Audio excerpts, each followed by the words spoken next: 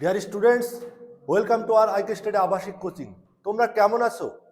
কি হবে আজকের ক্লাস? আজকে গান্ধী যুগ পার্ট 3, গান্ধী যুগের আজকের 3 নম্বর ক্লাস। এই ক্লাসে আজকের কি হবে আলোচনা? এর আগেও কিন্তু দুটো ক্লাস অলরেডি আলোচনা হয়েছে। আজকে এই গান্ধী যুগের উপর ভিত্তি করে 3 নম্বর ক্লাস। কি হবে আজকের আলোচনা? আজকে যে বিষয়গুলো নিয়ে আলোচনা হবে, গান্ধী যুগের 7 নম্বর পয়েন্ট সাইমন কমিশন 1927, ডান্ডি অভিযান 1930, গান্ধী আরউইন চুক্তি 1931। এই তিনটে পর্বের উপর ভিত্তি করে আজকের এই ক্লাস নম্বর 3, গান্ধী যুগের এই 3 নম্বর ক্লাস। এই 3 নম্বর ক্লাসে এই তিনটে জিনিসের আজকে আলোচনা। যতক্ষণ না এই তিনটে জিনিসকে আমরা সহজ থেকে সহজতর করছি, ততক্ষণ আজকের এই আলোচনা এবং এই ক্লাস চলবে। তো এই মহাত্মা গান্ধী, যেহেতু গান্ধী সম্পর্কে পড়বো, তার বায়োডাটাটা একটু জেনে নিই। তার জন্ম 1869 সালে। 1869 সালে তার জন্ম হয়। 1888 সালে সে লন্ডন গিয়েছিল শিক্ষা অর্জনের জন্য। 1915 সালে সে ভারতে ব্যাক করে। 1942 সালে তার ভারত ছাড়ো আন্দোলন, তার জীবনের যে বড় একটা আন্দোলন, সেই ভারত ছাড়ো আন্দোলন, সেটা সে 1942 সালে করেছে। 1947 সালে ভারত স্বাধীনতা অর্জন করে। 1948 সালে তার মৃত্যু হয়। এই তার একটা সংক্ষিপ্ত ধারণা, গান্ধীজির একটা জীবনের সংক্ষিপ্ত ধারণা। কিন্তু সংক্ষিপ্ত ধারণা দিয়েই তো আর পুরো ইতিহাসকে যাচাই করা জানা সম্ভব নয়, তার সম্পর্কে বিস্তারিত জানতে হবে। তো আজকের ক্লাসটা হবে ডিটেলস সহকারে, এমসিকিউ না। এবং ক্লাসটা করার পাশাপাশি যে কিরকম প্রশ্ন আসে সেটাও কিন্তু আমাদের ধারণায় আনতে হবে, কিরকম প্রশ্ন আসে। তো প্রথম যে এর আগের যে দুটো ক্লাস হয়েছে সেখানে আলোচনা হয়েছে চম্পারণ সত্যাগ্রহ, খেদা সত্যাগ্রহ, রাওলাট আইন, এইগুলো আলোচনা হয়েছে। তো আজকের যে আলোচনা বিষয় সেটা হচ্ছে সাইমন কমিশন। এই সাইমন কমিশন 1927 থেকে 1930, এই 2 বছরের মধ্যে সাইমনের এই ঘটনা ঘটে। কি এই সাইমন কমিশন? কিভাবে এই নামটা আসলো? এই সাইমন নামটা কার, কিভাবে আসলো, এটা কি সম্পর্কিত বিষয়? এই বিষয় সম্পর্কিত প্রশ্নও কিন্তু পরীক্ষা আসে। যেমন যে ইলবার্ট বিল, গত ডাব্লিউপি এক্সামে এসেছিল যে ইলবার্ট বিল এটা কি সম্পর্কিত বিষয়, এটা কি বিচার বিভাগীয় সম্পর্কিত বিষয়। যেমন অপশন ছিল এটা কি অর্থনৈতিক, এটা কি বিচার বিভাগীয়, এইরকম প্রশ্ন এসেছে। মানে কি বিষয় সম্পর্কিত সেটাও কিন্তু ধারণা আনতে হবে। তো সাইমনটা কি বিষয়, কি এই যে কমিশনটা তৈরি হয়েছিল এটা কি বিষয় সম্পর্কিত, এইটা কিন্তু ধারণায় আমাদের আনতে হবে। 1927 সালে এই সাইমন কমিশন 1927 সালে এই সাইমন কমিশন আসে। এটি ছিল ভারতীয় সংবিধান বিধিবদ্ধ একটা কমিশন। এটা কিভাবে আসে? এই সাইমন কমিশন 1927 সালে আমাদের আসার আগে এর জানতে হবে, এর থেকে 20 বছর আগের কাহিনী আমাদের জানতে হবে। কারণ আমি বারবার বলি যে ইতিহাস জানতে হলে তার পিছনে একটু কাহিনী জানতে হবে, না হলে ইতিহাস জানা সম্ভব না। তো কি ছিল সেই কাহিনী? যখন সালটা তখন 1906, সালটা তখন 1906। কি ঘটলো এই সালে?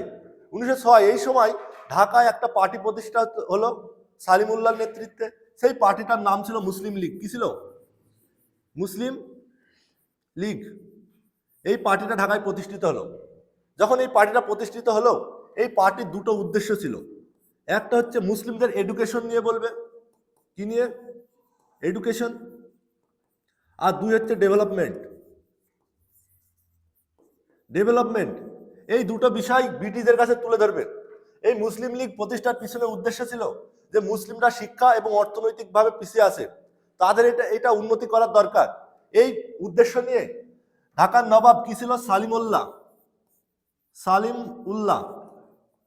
এই সালিম উল্লাহের নেতৃত্বে এই মুসলিম লীগটা প্রতিষ্ঠিত হয়। তাহলে ঢাকার নবাব কার নেতৃত্বে? সালিম উল্লাহর নেতৃত্বে। তাহলে এই যে মুসলিম লীগের প্রতিষ্ঠাতা, এটাও কিন্তু একটা ইম্পর্টেন্ট প্রশ্ন। ইনি ছিলেন ঢাকার নবাব সালিম উল্লাহ। কোথায় প্রতিষ্ঠিত হয়? 1906 সালে। কোথায় প্রতিষ্ঠিত হয়? ঢাকায় প্রতিষ্ঠিত হয়। ঠিক আছে, 3টে প্রশ্ন জানা হলো। তো এই মুসলিম লীগ যখন প্রতিষ্ঠা হলো, এরা দেখলো যে মুসলিমরা এডুকেশন এবং উন্নতির দিক দিয়ে পিছিয়ে আছে। তো এই দাবি দেওয়া পেশ করতে হলে আমাদের একটা নির্বাচনে আমাদের অংশগ্রহণ করা প্রয়োজন। নির্বাচনে অংশগ্রহণ করে জিতে ব্রিটিশদের আইন কানুনে আমাদের ঢুকতে হবে। ব্রিটিশদের আইন কানুনে সংসদে আমাদের ঢুকতে হবে। এবং ঢোকার পরে আমরা আমাদের দাবি দাওয়াগুলো পেশ করতে পারবো। দিয়ে এই মুসলিম লীগটা গেল ব্রিটিশ পার্লামেন্টে, গেল কাদের কাছে গেল? ব্রিটিশদের কাছে গেল। ব্রিটিশদের কাছে গিয়ে বলল যে আমাদের একটা পৃথক নির্বাচন চাই। পৃথক নির্বাচন মানে ধরো যে এই একটা অঞ্চল, এই অঞ্চলটাই মুসলিমরা বেশি, সংখ্যায় মুসলিমরা বেশি, তাহলে এই অঞ্চলে অন্য কেউ প্রার্থী দিতে পারবে না, মুসলিমরাই প্রার্থী দিতে পারবে। মানে এখানে ভোটে দাঁড়াবে মুসলিমরাই, এটাকে বলা হয় পৃথক নির্বাচন। যেখানে মুসলিমরা বেশি সেখানে মুসলিমরা দাঁড়াতে পারবে, অন্য কেউ দাঁড়াতে পারবে না ভোটে, এটাকে বলা পৃথক নির্বাচন। তো এই মুসলিম লীগ যখন ব্রিটিশদের কাছে গেল, যার পরে বললো যে আমাদের পৃথক নির্বাচন চাই, তো মুসলিমরা, এই ব্রিটিশরা বললো আচ্ছা ঠিক আছে দিব। দিয়ে দিলে কত সালে? 1909। কি আইন? মরলে মিন্টো সংস্কার আইন। তাহলে মরলে মিন্টো সংস্কার আইন কত সালে পাস হয়? 1909 সালে। এটাই তো প্রশ্ন যে মরলে মিন্টো সংস্কার আইন কবে পাস হয়? কবে হয়? 1909। মুসলিম লীগ গেল ব্রিটিশদের কাছে, ওদের অধিকার দিয়ে দেওয়া হলো 1909 সালে মরলে মিন্টো সংস্কার আইনে। তাহলে মরলে মিন্টো সংস্কার আইনে যখন তাদের পৃথক নির্বাচনের অধিকার দেওয়া হলো, তখন ভারতবর্ষে তো আরো অনেক সংখ্যালঘু আছে, যেমন শিখ আছে, জৈন আছে। তখন তারা দাবি তুললো যে মুসলিমরা যদি পৃথক নির্বাচন পায় আমরা কেন পাবো না, আমরাও চলো যাই ব্রিটিশদের কাছে। তখন সেই শিখ এবং জৈন এরাও গেল কাদের কাছে? ব্রিটিশদের কাছে। ব্রিটিশদের কাছে গেল, গিয়ে বলল শুধু মুসলিমদের দিলে হবে না, আমাদেরও তো দিতে হবে, আমরাও তো সংখ্যালঘু, আমাদেরও তো কিছু দাবি দাওয়া থাকতে পারে, সেগুলো আমরা কিভাবে পেশ করব? তখন ব্রিটিশরা বললো আচ্ছা তোমাদেরও দিয়ে দেব। দিয়ে দিল কত সালে? আগামী 10 বছর পর। দেখো 10 বছর পর পর কিন্তু আইন আসছে। 10 বছর পর পর ভারতীয় সংবিধান, মানে ভারতীয় আইন তখন তৈরি হতো 10 বছর পর পর। তো দিয়ে দিব তোমাদের। এটা কি আইন? মন্টেগু চেমসফোর্ড আইন। চেমসফোর্ড আইন। তাহলে এইভাবে তো পড়তে হবে যে কোন সালে কোনটা আসে। মন্টেগু চেমসফোর্ড আইন কত সালে আছে? 1919 সালে। এই মন্টেগু চেমসফোর্ড আইনে শিখ জৈনদের জন্য পৃথক নির্বাচন দিয়ে দেওয়া হলো। পৃথক নির্বাচন যখন দিয়ে দেওয়া হলো, এই আইনটা চললো 1929 থেকে 1929 সাল পর্যন্ত। এই সাল পর্যন্ত চলবে, আগামী 10 বছর এই আইনটা চলবে।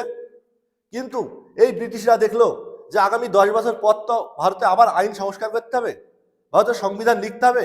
সেই জন্য ব্রিটিশরা কি করলো? একটা কমিশন তৈরি করলো। 6 জন নিয়ে একটা কমিশন তৈরি করলো। কতজন? 6 জন। এই 6 জন নিয়ে একটা কমিশন ব্রিটিশরা তৈরি করলো। কতজন? 6 জন। এই 6 জন নিয়ে একটা কমিশন তৈরি হলো।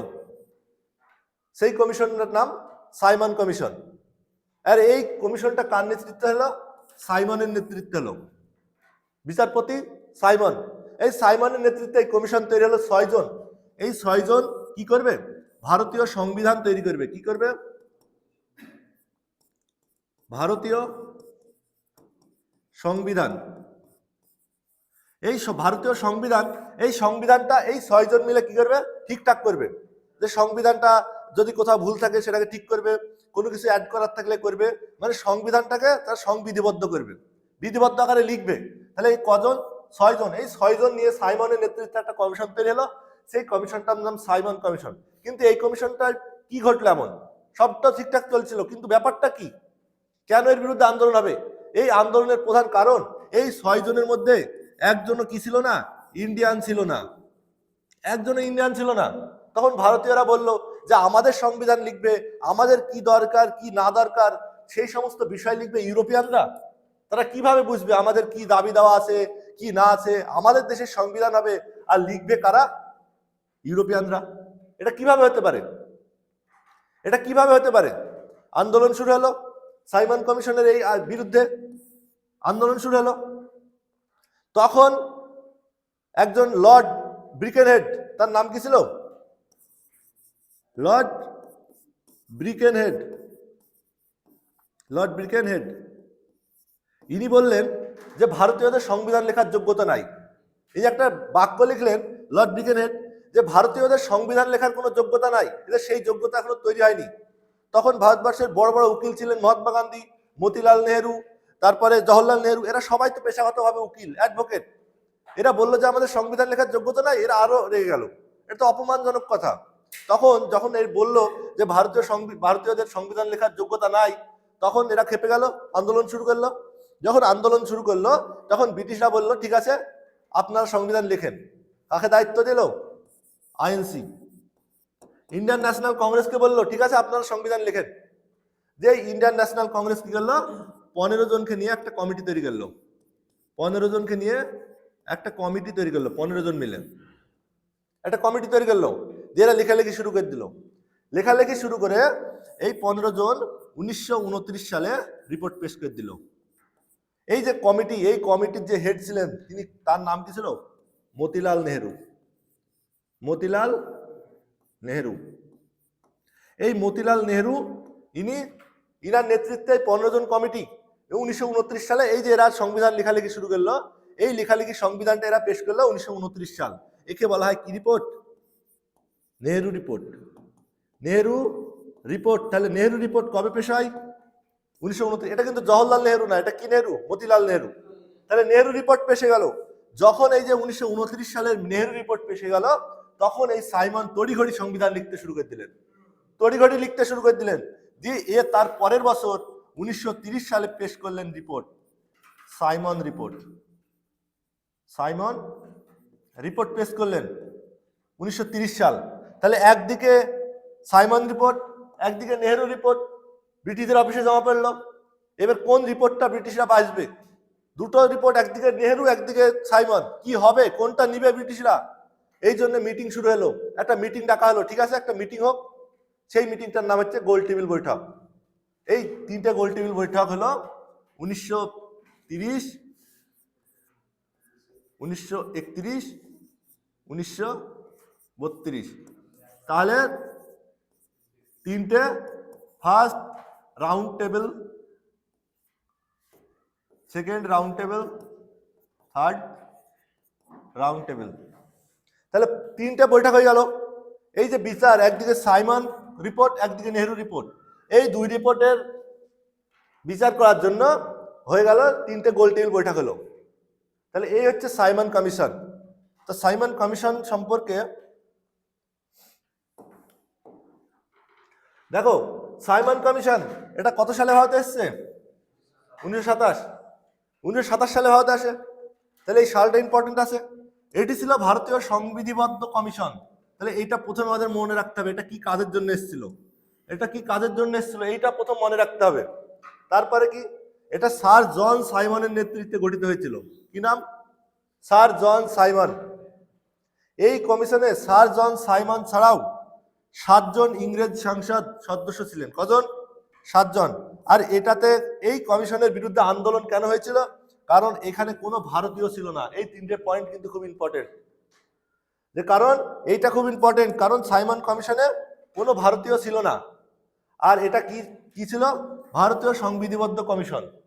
এবং এটা কত তারিখে এসেছিল, কত সালে এসেছিল, এই 3টে ইম্পর্টেন্ট আছে। এই 3টে ইম্পর্টেন্ট আছে। এবং এখানে ইম্পর্টেন্ট বলতে নেহেরু রিপোর্ট কবে আসে? 1929। নেহেরু রিপোর্ট পেশ হয় 1929, আর সাইমন রিপোর্ট পেশ হয় 1930, তার পরের বছর। এইভাবে পড়তে হবে। তো পরপর পড়লে এখানে কি পড়লাম? এই যে সাইমন কমিশন পড়লাম, এখানে কি পড়লাম? এখানে কি পড়লাম? এখানে পড়লাম 1909 কি আইন? মল্লমিন্টো সংস্কার আইন। 1919 মন্টেগু সেমসফোর্ড আইন। 1928 29 নেহেরু রিপোর্ট। 1930 সাইমন রিপোর্ট এবং 1906 মুসলিম লীগ। তাহলে আমরা কিন্তু 5টা সাল এখানে ধারণা পেলাম। রাউন্ড টেবিল আমি পরে যাচ্ছি, ওটা পরে আছে, ওটা আলোচনা পরে করব। তো এই 5টা সাল সম্পর্কে ধারণা পেলাম। তো এই সাল দুটো পরীক্ষা, অনেক পরীক্ষা এসছে। সেমসফোর্ড আইন কত সালে আসে? সেটা বিগত বছরের তুমি ডাব্লিউবি এক্সাম দেখবে, বিগত বছরে তুমি বিভিন্ন ডাব্লিউবিসিএস কোয়েশ্চেনও এই প্রশ্নটা থাকে যে মল্লমিন্টো কবে আসে। তাহলে এই সালগুলো এইভাবে সালকে মনে রাখতে হবে, ঘটনাক্রমে মনে রাখতে হবে। শুধু সাল পড়লাম যে মল্লমিন্টো কি, কিন্তু মল্লমিন্টো মানে বিষয়টা কি ছিল সেটা জানলাম না, তাহলে মনে থাকবে? মডেল বিষয়টা কি ছিল মনে থাকলো না, তাহলে তো মনে থাকবে না। তো এইভাবে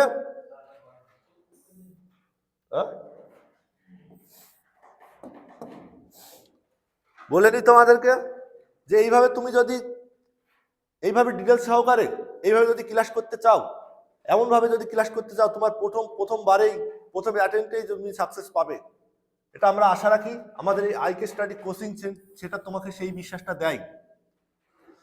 তো এই হচ্ছে আমাদের ফোন নাম্বার, আমাদের কন্ট্যাক্ট নাম্বার। এখানে আবাসিক ব্যবস্থা রয়েছে, এখানে থেকে পড়াশোনা হয় এবং সমস্ত ইউটিউব চ্যানেল তোমরা যারা আসো তারা দেখছো যেখানে ক্লাসরুম, এখানে আবাসিক থাকার জায়গা, অফিসে কন্ট্যাক্ট এবং মাঠের ব্যবস্থা রয়েছে। তার পাশাপাশি তোমাদের জানাবো যে তোমরা যারা অনলাইনে দেখছো, যদি এই রকম প্রত্যেকটা ক্লাসের ভিডিও তোমার কাছে সর্বপ্রথম পেতে হলে তুমি আমাদের চ্যানেলটি এই IK study channel, IK study এই চ্যানেলটি সাবস্ক্রাইব করবে, যেন সর্বপ্রথম তোমার কাছে এই সমস্ত আপডেট ক্লাস নথিপত্র তোমার কাছে পৌঁছে যায়। তো চলো শুরু করি। এর পরের আলোচনা হচ্ছে ডান্ডি মার্চ। ডান্ডি মার্চ 1930। ডান্ডি মার্চ 1930 কি? এই ডান্ডি মার্চ কি ঘটেছিল?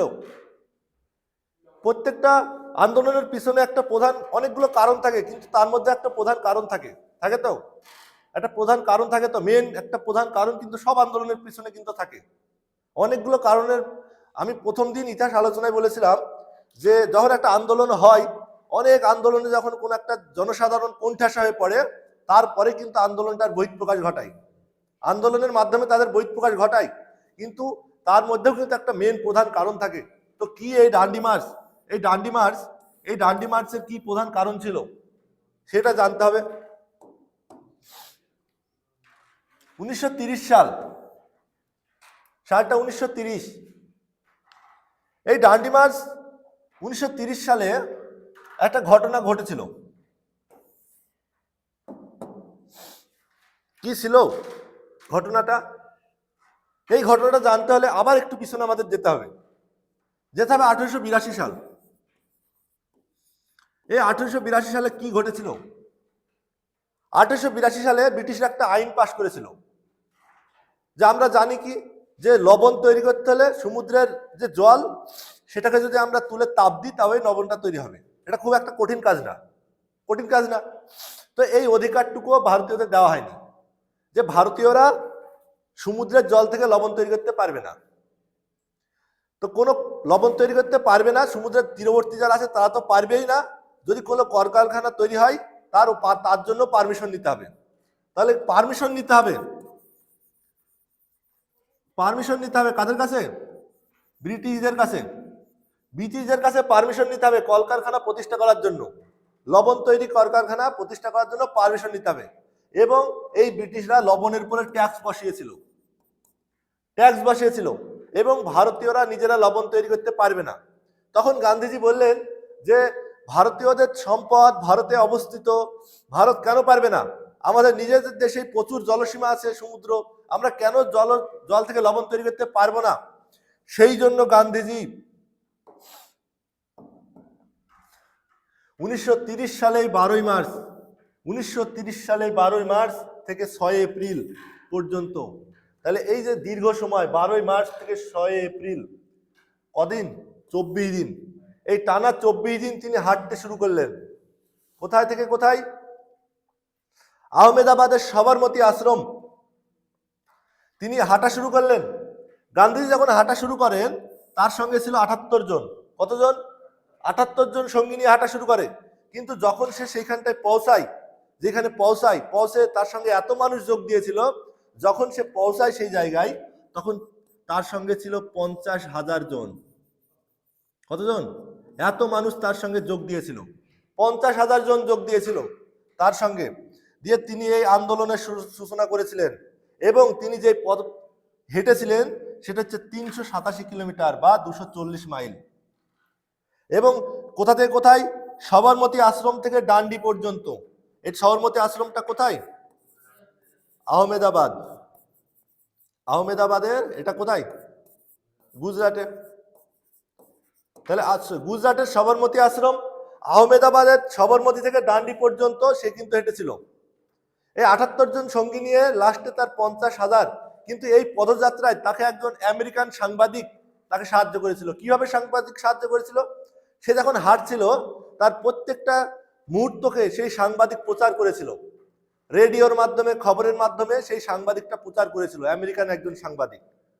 তো সেখানে পৌঁছিয়ে, সেখানে যখন গান্ধীজি পৌঁছালেন, পৌঁছানোর পর তিনি নিজে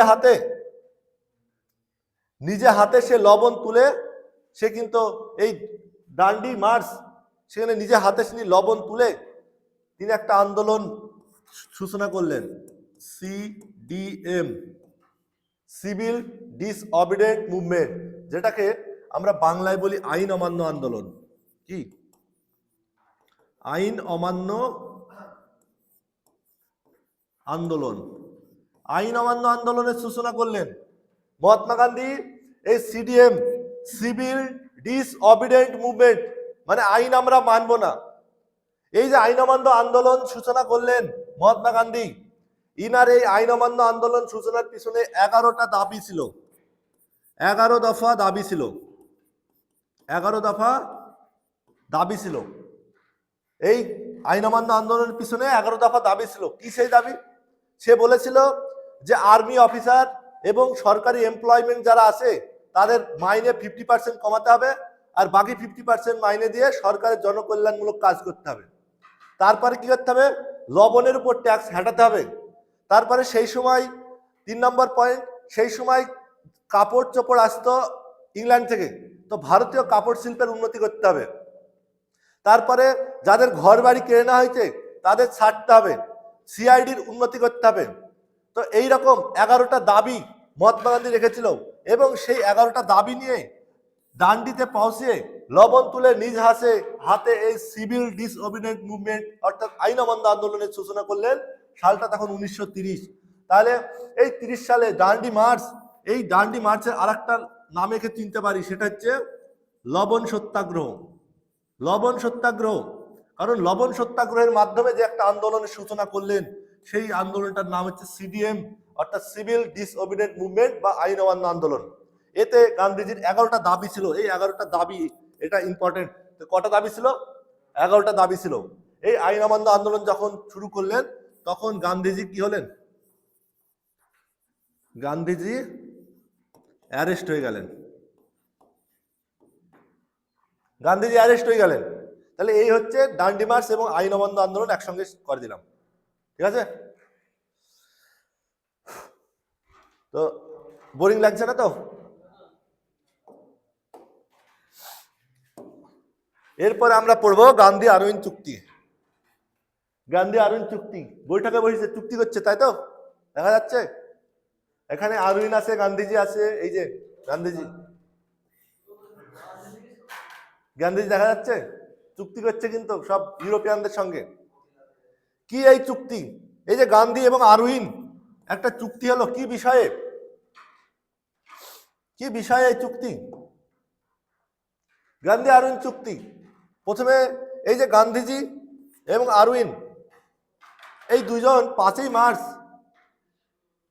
এই তারিখটা ভুল আছে এখানে, 1931, এটা 5ই মার্চ 1931। এই যে গান্ধী আরউইন চুক্তি 1931 সালে 5ই মার্চ, এই তারিখ এবং সালটা ইম্পর্টেন্ট, এটা লিখে নাও। 1931 5ই মার্চ মহাত্মা গান্ধী এবং ভারতের ভাইসরয় লর্ড আরউইনের মধ্যে স্বাক্ষরিত একটি রাজনৈতিক চুক্তি। তাহলে কার কার মধ্যে হয়েছিল? ভারতের ভাইসরয় এবং মহাত্মা গান্ধীর মধ্যে এই চুক্তি হয়েছিল 1931 5ই মার্চ। নোট করো এটা।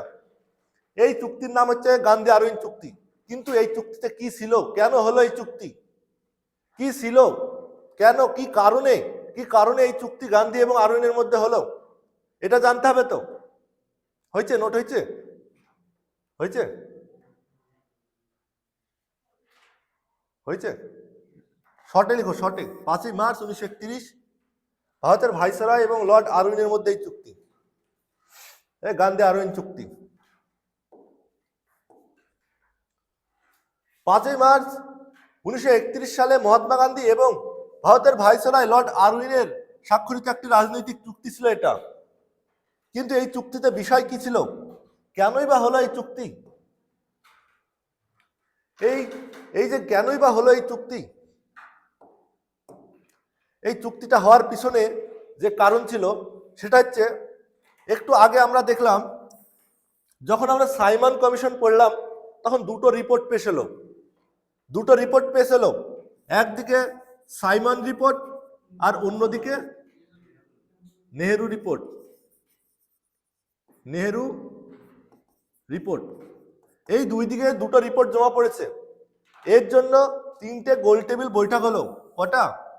1930, 1931, 1932। এই 3 সালে 3টে বৈঠক হলো যে আসো আমরা মীমাংসা করি। একদিকে সাইমন আর একদিকে নেহেরু। তো গান্ধীজি এইটাতে গেল না। প্রথম গোলটেবিল বৈঠকে গান্ধীজি গেল না। যখন গেল না, এখানে সমাধান হলো না। যখন সমাধান হলো না, তখন ব্রিটেন পার্লামেন্টে ব্রিটিশরা দেখলো যে গান্ধীজি আসলো না মানে জাতীয় কংগ্রেস আসলো না। কিন্তু সালটা যখন 1930, এই সালটা যখন 1930, তখন ভারতবর্ষে সবচেয়ে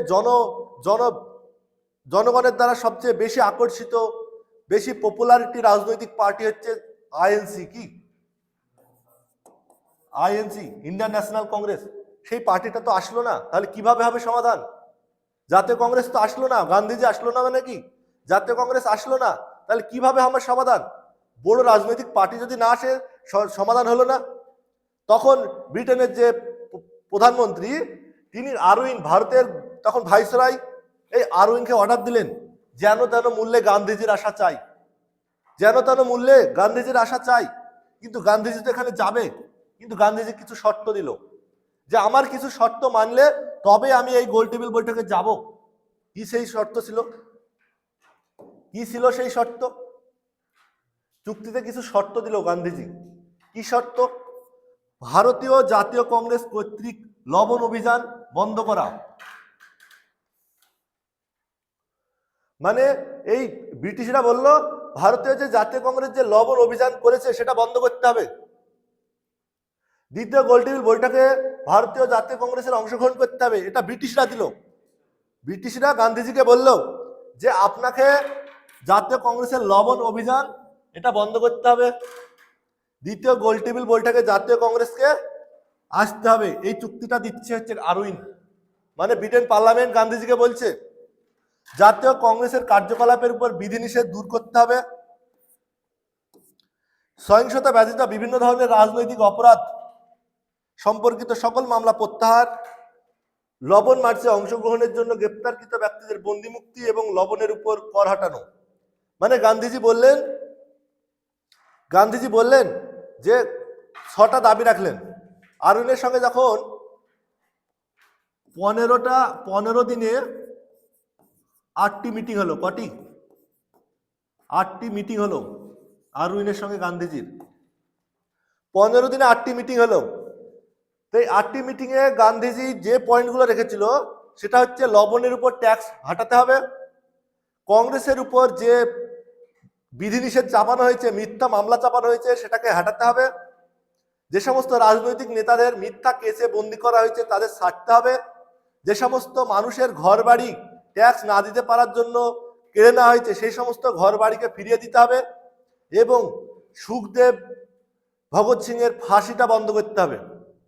কিন্তু আরউইন সেই ফাঁসিটা আটকাতে পারলো না। কারণ কি? আরউইন বলল যে ভগৎ সিং এর ফাঁসি আটকানোর ক্ষমতাটা আমার হাতে নেই, এটা ব্রিটিশ পার্লামেন্টের হাতে আছে, অতএব সেইটা আমি আটকাতে পারবো না। তাহলে ভগৎ সিং এর ফাঁসি আটকানোর গান্ধীজি চেষ্টা করেছিল, কিন্তু আরউইনের হাতে ক্ষমতাটা ছিল না। তারপরে গান্ধীজি বলেছিল যে ফাঁসি না আটকালেও কমসে কম তার ফাঁসির বদলে তাকে একটু জেলের ব্যবস্থা করা হোক, তাতেও তো হবে। কিন্তু সেটাও আরউইন পারেনি। এই পয়েন্টটা আরউইন কিন্তু মানতে পারলো না। তাহলে কি কি পয়েন্ট রেখেছিল গান্ধীজি? জাতীয় কংগ্রেসের উপরে বিধিনিষেধ হাঁটাতে হবে, লবণের উপর ট্যাক্স হাঁটাতে হবে, যে সমস্ত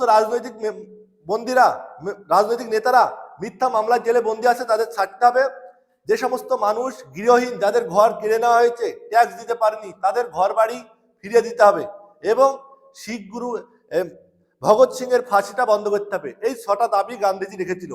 আর এই চুক্তি এবং ব্রিটিশরাও তাতে কিছু কিছু চুক্তি রেখেছিল, যেমন হচ্ছে লবণ অভিযান বন্ধ করতে হবে এবং বিপ্লবী কার্যকলাপ সেটাতে হটাতে হবে। এই যে শর্ত দেওয়া হলো, তাতে আরউইন কি কি সম্মত হলো, কি কি মানতে রাজি হলো।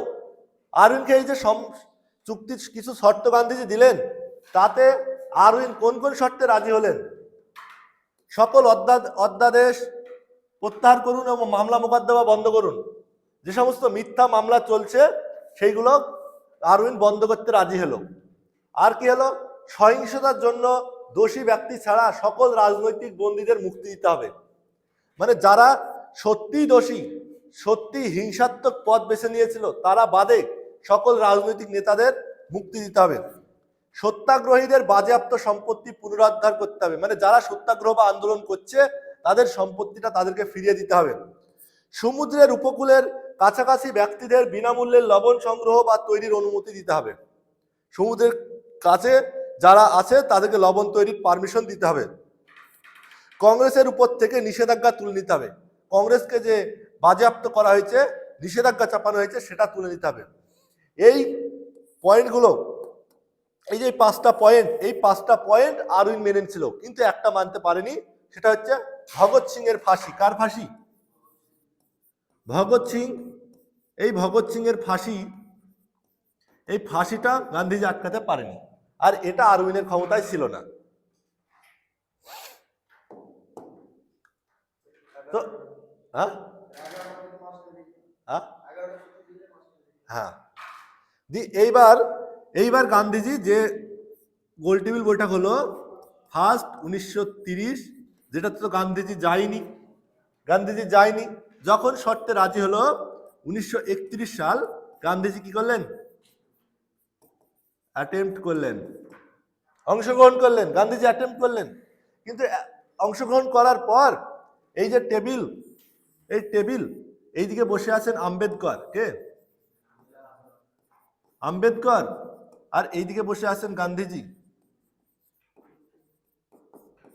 গান্ধীজি বসে আছেন। তো আম্বেদকর বললেন যে এসসি এবং এসটি এদের পৃথক নির্বাচন দিতে হবে। কি দিতে হবে? পৃথক নির্বাচন দিতে হবে। আম্বেদকর বললেন এসসি এসটি এদের পৃথক নির্বাচন দিতে হবে, এদের আলাদা নির্বাচন দিতে হবে, যেন এরা ভোটে জিতে এদের প্রার্থীটা পার্লামেন্টে থাকে, যেন এই এসসি এসটি নিচু জাতি, অনগ্রসর জাতি, তাদের জন্য যে দাবি দেওয়া সেটা তারা পেশ করতে পারে। কারণ আম্বেদকর একটা নিচু জাতিতে সে জন্মগ্রহণ করেছিল। এনার শিক্ষা অর্জন করার একটা প্রচুর ইচ্ছা ছিল, কিন্তু বহু বাধার সম্মুখীন হয়েছিল। কারণ এ দেখেছিল তখন ভারতে হিন্দু সমাজে যারা নিম্নবর্তী, তারা শিক্ষা থেকে বঞ্চিত ছিল, তার শিক্ষা অর্জন করার অধিকার ছিল না। এই জন্য আম্বেদকর তার জীবনের সবচেয়ে বড় প্রচেষ্টা যেটা চালিয়েছিল, সেই নিচু অনগ্রসর জাতিদেরকে উচ্চতার শিখরে পৌঁছানোর চেষ্টা আম্বেদকর করেছিল। সেটা তার দিক দিয়ে ঠিক ছিল, তার পক্ষ থেকে ঠিক ছিল, তার জাতির জন্য সে চেষ্টা করেছে। কিন্তু গান্ধীজি বলল যে তুমি কি হিন্দুদের মধ্যেও বিভেদ সৃষ্টি করতে চাও? হিন্দুদের মধ্যেও তুমি আবার দল বিভাজন তৈরি করছো? দিয়ে দুজনের মধ্যে নিয়ে গেল বিরোধ। দুজনের মধ্যে শুরু হয়ে গেল বিরোধ। এদিকে ব্রিটিশরা হাসাহাসি করছে যে ওদের মধ্যে আন্দোলন, বিরোধিতা শুরু হয়ে গেছে নিজেদের মধ্যে। তো তারপরে গান্ধীজি আরেকটা জিনিস লক্ষ্য করলো, তাকে কথা বলতে অধিকার দেওয়া হচ্ছে না। অপমানিত বোধ করলেন। গান্ধীজি চলে আসলেন, এই দ্বিতীয় গোলটেবিল বৈঠক থেকে চলে আসলেন। ব্যর্থ হয়ে গেল দ্বিতীয় গোলটেবিল বৈঠক, এবং তৃতীয় গোলটেবিল বৈঠকে আসলেন না। 1932 এই তৃতীয় গোলটেবিল বৈঠকে গেলেন না। তাহলে কোন গোলটেবিল বৈঠকে কংগ্রেস অর্থাৎ গান্ধীজি অ্যাটেম্প্ট করেছিল? দ্বিতীয় গোলটেবিল বৈঠক। কিন্তু এই তিনটেই গোলটেবিল বৈঠকে যিনি অ্যাটেম্প্ট করেছেন তিনি হচ্ছেন আম্বেদকর। এটা লিখে রাখো যে তিনটে গোলটেবিল বৈঠকেই যে অংশগ্রহণ করেছে সে হচ্ছে আম্বেদকর। এই আম্বেদকর কিন্তু তিনটে গোলটেবিল বৈঠকেই অংশগ্রহণ করেছে। তাহলে একসঙ্গে আমরা গোলটেবিল বৈঠক, আইন অমান্য আন্দোলন, ডান্ডি মার্চ এবং সাইমন কমিশন হয়ে গেল।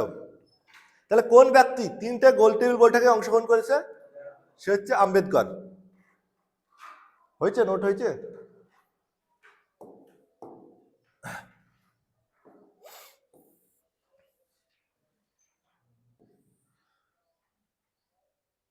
তাহলে একটু এমসিকিউ দেখি, তাই তো? একটু এমসিকিউ দেখি। ভারতীয় স্বাধীনতা সংগ্রামে ডান্ডি মার্চ কিসের সূচনাকে চিহ্নিত করেছিল? ভারত ছাড়ো আন্দোলন, আইন অমান্য আন্দোলন, স্বদেশী আন্দোলন, হোমরুল আন্দোলন। কি হবে? আইন অমান্য আন্দোলন। ঠিক আছে, সিডি বা সিডিএম মুভমেন্ট, তাই তো? তাহলে অ্যান্সার হবে আইন অমান্য আন্দোলন। হচ্ছে তো?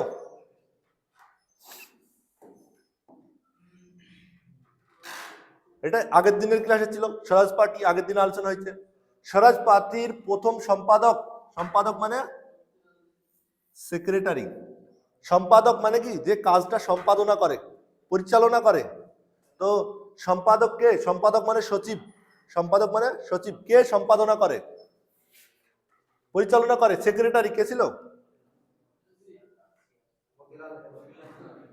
সিআর চক্রবর্তী রাজাগোপালাচারী।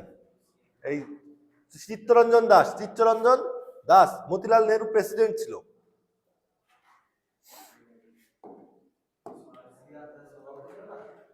হ্যাঁ, সিআর দাস সভাপতি, প্রেসিডেন্ট। ও, এটা ভুল হলো তাহলে, এটা হবে না, মতিলাল নেহরু হবে, ইনি প্রেসিডেন্ট ছিলেন। তাহলে অ্যান্সার হবে মতিলাল নেহরু, ইনি প্রেসিডেন্ট, আর এ উপরের পদে ছিল, উপরের পদটা প্রেসিডেন্ট। আর সভাপতি, প্রেসিডেন্ট মানে কি? প্রেসিডেন্টের কাজ হচ্ছে মিটিংকে পরিচালনা করা এবং সিদ্ধান্ত দেওয়া।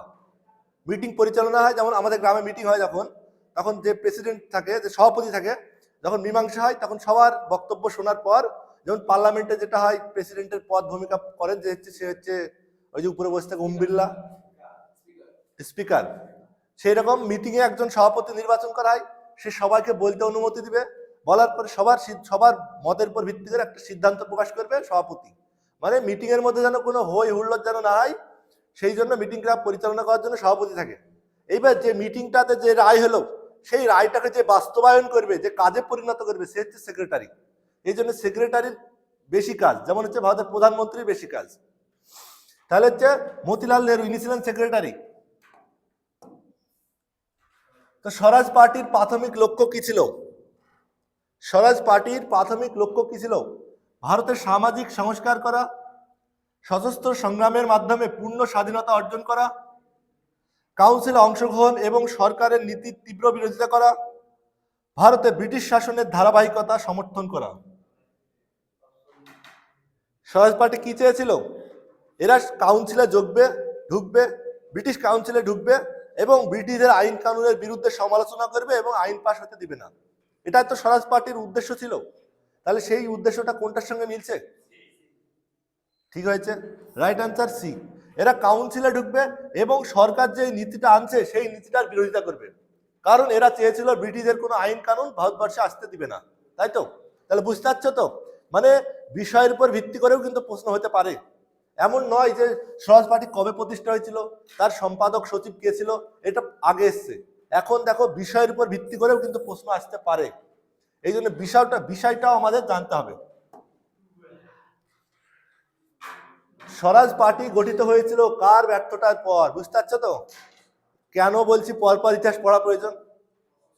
কেন পরপর ইতিহাস পড়া প্রয়োজন? অপশন এ অসহযোগ আন্দোলন, ভারত ছাড়ো আন্দোলন, আইন অমান্য আন্দোলন, স্বদেশী আন্দোলন। অসহযোগ আন্দোলন। যখন অসহযোগ আন্দোলন ব্যর্থ হয়ে গেল, সবাইকে গ্রেপ্তার করে নেওয়া হলো, তখন জাতীয় কংগ্রেস এবং ভারতকে পরবর্তী স্বাধীনতার দিকে এগিয়ে নিয়ে যাওয়ার দিশা কে দেখাবে, তার জন্য ভারতে প্রতিষ্ঠিত হয়েছিল স্বরাজ পার্টি। তাহলে কোন আন্দোলনের ব্যর্থতা? অসহযোগ আন্দোলনের ব্যর্থতা।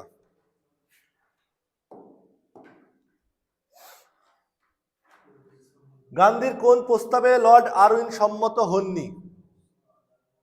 গান্ধীর কোন প্রস্তাবে লর্ড আরউইন সম্মত হননি?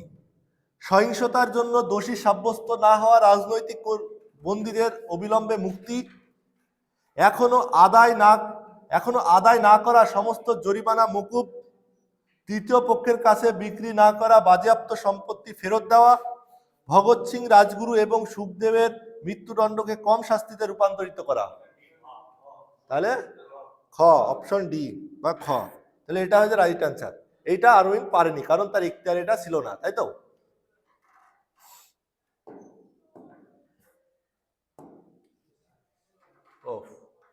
একই একই আনসার। তাহলে এটা হবে কি, এটা রিপিট ছিল। তাহলে এই হচ্ছে আজকের আলোচনা। এরপরে যে সমস্ত বিষয় আছে, আগস্ট অফার, ভারত ছাড়ো আন্দোলন, তারপরে কিস মিশন, সেগুলো পরের ক্লাসে আলোচনা হবে। তাই পরের গান্ধী যুগের ভিত্তি করে 4 নম্বর ক্লাসটা পেতে হলে আমাদের আইকে স্টাডি যে চ্যানেল, এই আইকে স্টাডি চ্যানেলটিকে সাবস্ক্রাইব করতে হবে এবং সঙ্গে থাকতে হবে, যেন সবার প্রথমে এই সমস্ত ক্লাসগুলো তোমার কাছে পৌঁছায়। তো জয় হিন্দ, অল দ্য বেস্ট।